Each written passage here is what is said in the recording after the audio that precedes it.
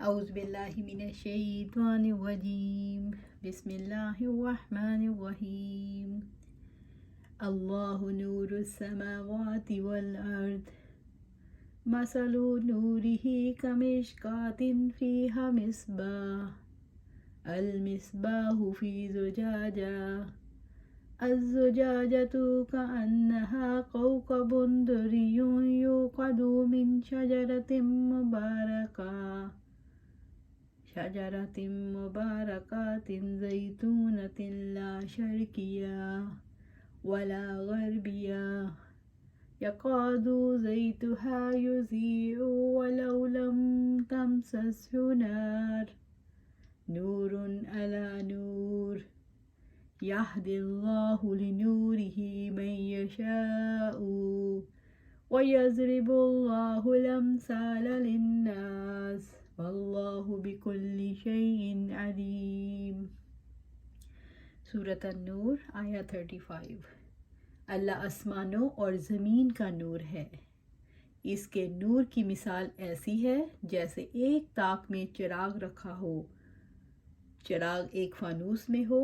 فانوس کا حال یہ ہے جیسے موتی کی طرح چمکتا ہوا تارا، اور وہ چراغ زیتون کے ایک ایسے مبارک درخت کے تیل سے روشن کیا جاتا ہے جو نہ شرقی ہو نہ غربی، جس کا تیل آپ بھڑکتا پڑتا ہو، آگ اس کو نہ لگے۔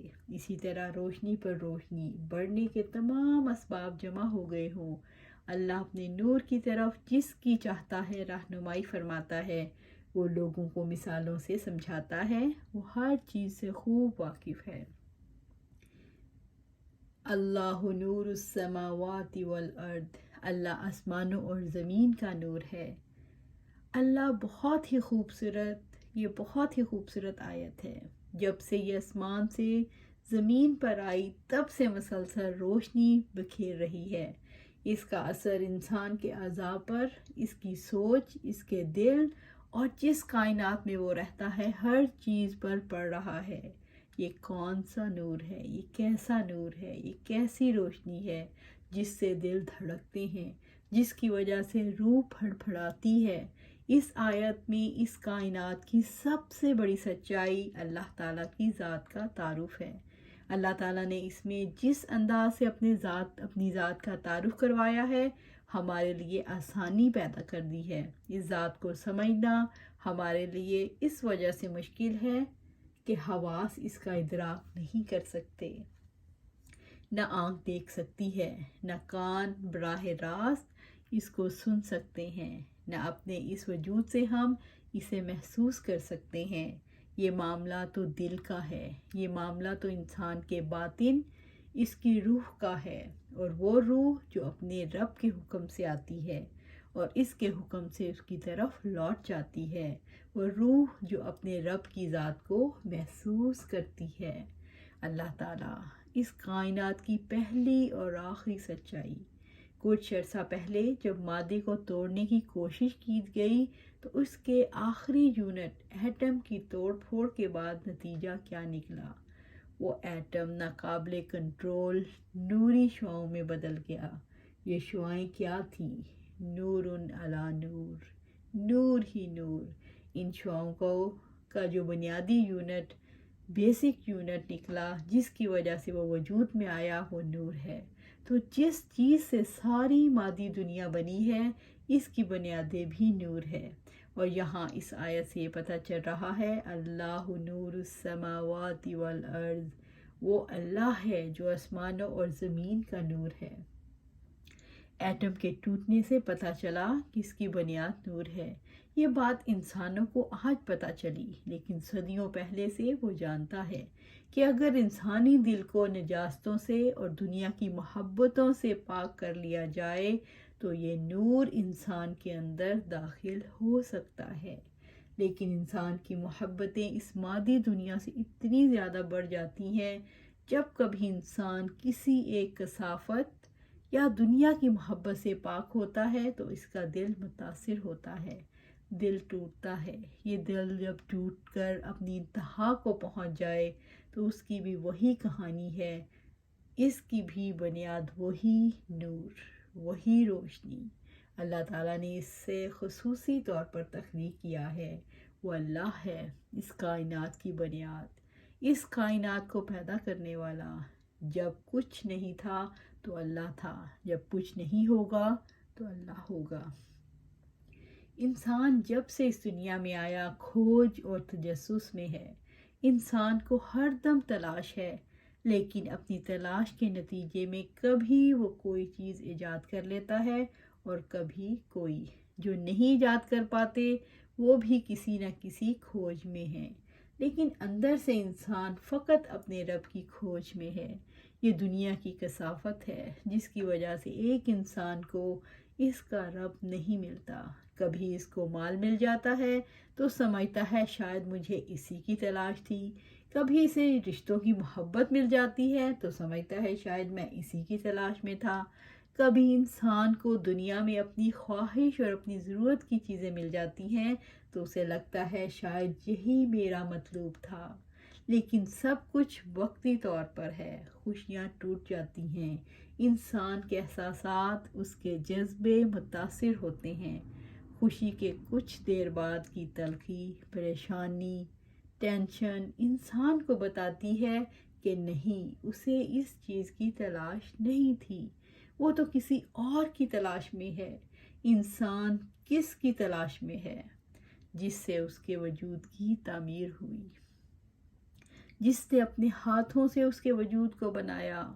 آپ انسان کو دیکھیں، ہر دم اس کی سوچ کہیں نہ کہیں لگی ہوئی ہے، اس کی نظریں کسی نہ کسی چیز پر اٹکی ہوئی ہیں، اس کا دل کہیں نہ کہیں اٹکا ہوا ہے، اس کے کان کہیں نہ کہیں لگے ہوئے ہیں، اور انسان دھوکہ کھا جاتا ہے۔ شاید دنیا میں سے مجھے یہی چاہیے تھا، اس کی عقل دھوکہ کھاتی ہے تو اللہ تعالیٰ وحی کا نور بھیجتا ہے۔ وحی کی روشنی سے اسے اللہ تعالیٰ نے بتایا، اللہ نور السماوات والارض، اللہ آسمانوں اور زمین کا نور ہے۔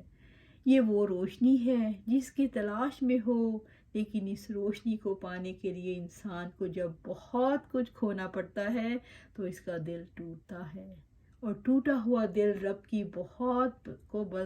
کو بہت پسند آتا ہے، اس لیے کہ ٹوٹے ہوئے دل سے رب کا نور، رب کی روشنی پھوٹتی ہے، وہ تعلق انسان پا سکتا ہے۔ جیسا کہ اقبال نے کہا، تو بچا بچا کے نہ رکھ اسے، تیرا آئینہ ہے وہ آئینہ، کہ شکستہ ہو تو عزیز تر ہے نگاہ آئینہ ساز میں۔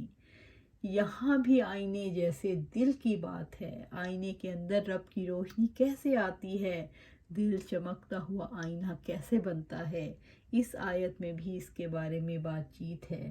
اللہ تعالیٰ نے فرمایا، اللہ نور السماوات والارض مثل نورہ کمشکات فیہا مصباح۔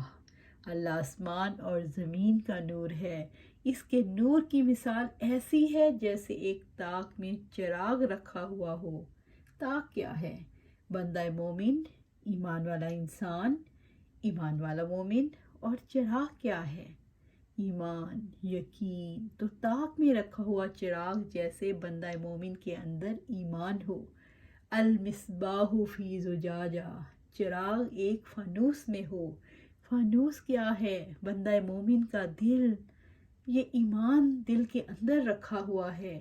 الزجاجۃ کأنہا کوکب دری، فانوس کا حال یہ ہو جیسے موتی کے طرح چمکتا ہوا تارا۔